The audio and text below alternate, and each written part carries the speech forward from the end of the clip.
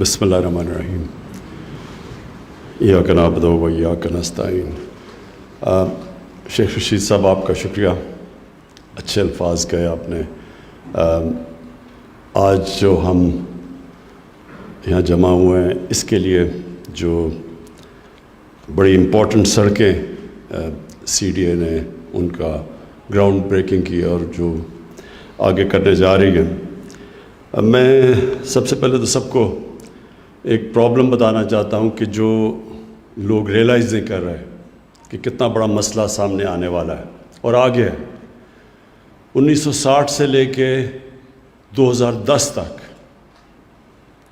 جتنا اسلام آباد میں گروتھ ہوئی تھی اتنی گروتھ 2010 سے لے کے 2020 تک ہوئی ہے۔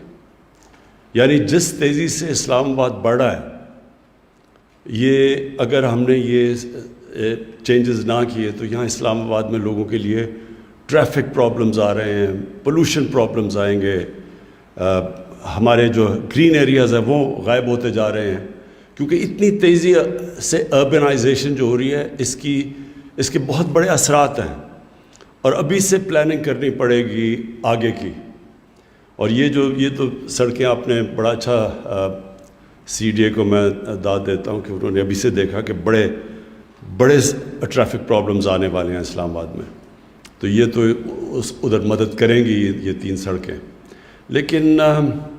آگے بھی بڑے مسئلے ہیں۔ سب سے بڑا مسئلہ یہ ہے کہ اگر یہ جو گرین کور کم ہوتا جا رہا ہے اسلام آباد کا، یہ 20 سال میں جتنا درخت کم ہوئے ہیں اور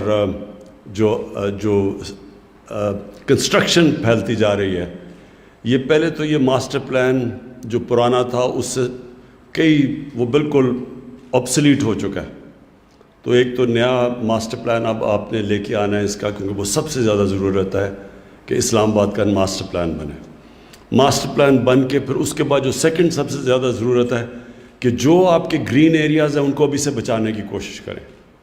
اور پھر جو آپ کے ایریاز ہیں جو خالی ایریاز ہیں سب کے اوپر فارسٹریشن کریں، درخت اگائیں،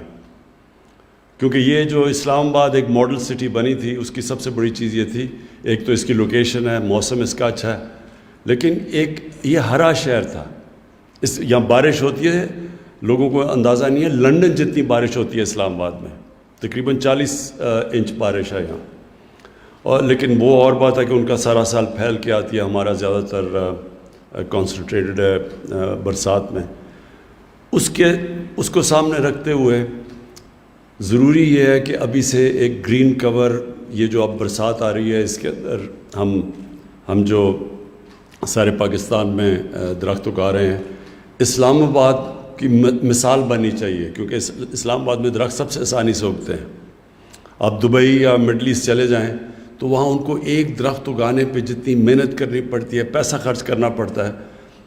اور اس کے مقابلے میں اسلام آباد میں سب سے آسانی سے درخت اگتے ہیں، کیونکہ یہاں بارش زیادہ ہے، موسم مختلف ہے۔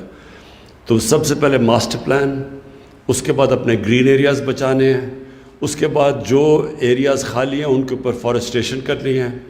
پھر ابھی سے ٹریفک پرابلمز کا دیکھنا ہے کہ کس طرح کے ٹریفک پرابلمز ہیں،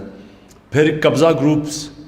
یہاں بہت بڑا، کیونکہ زمین کی قیمت اتنی تیزی سے بڑھتی جا رہی ہے، قبضہ گروپ آپریٹ کرتے ہیں،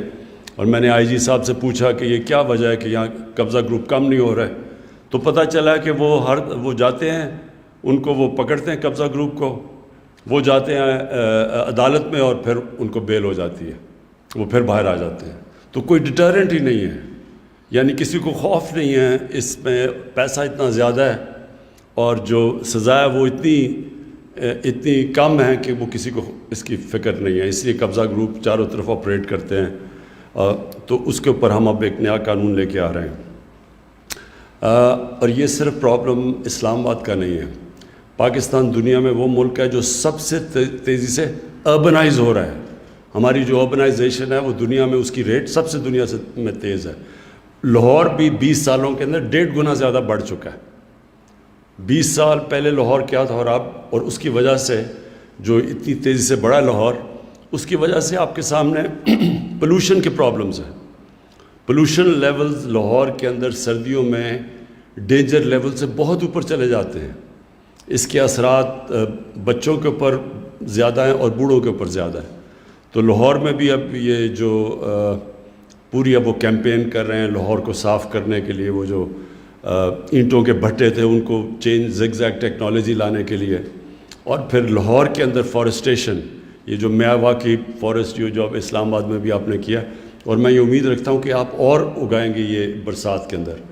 کیونکہ اس سے یہ ان کا پتہ چلا کہ آکسیجن بھی زیادہ دیتے ہیں اور تیزی سے زیادہ بڑھتے ہیں. تو وہ لاہور میں بھی ہو رہا ہے. پشاور ادھر بھی بڑی تیزی سے اربنائزیشن ہوئی ہے, وہاں بھی یہی مسئلے آ رہے ہیں, تو ادھر پشاور کو وہ بڑی تیزی سے گرین کر رہے ہیں. اصل میں اس وقت اگر مقابلہ ہے تو اسلام آباد کا اور پشاور کا ہے, کیونکہ انہوں نے وہاں بہت تیزی سے اپنا شہر بدلا ہے اور انہوں نے پرزرو کیا اپنے ہر علاقے. اور آخر میں صرف یہ بھی چاہتا ہوں کہ جو پارکس آپ ریسٹور کر رہے ہیں یہ بہت ضروری ہے کہ فیملیز کے لیے باہر شام کو اپنے بچوں کو یا چھٹی کے دن لے جانا ہو تو جتنی بھی آپ پارکس پرزرو کر لیں یہ ضروری ہے. اور یہ میں آپ کے ساتھ ان ٹچ ہوں. ایک پارکس جو موجود ہیں ان کو بچائیں اور ابھی اور بھی پارکس بنانے کی کوشش کریں تاکہ لوگوں کے لیے جانے کے لیے شام کو کوئی جگہ ہو. میں آپ کو اور آپ کی ٹیم کو مبارک دیتا ہوں.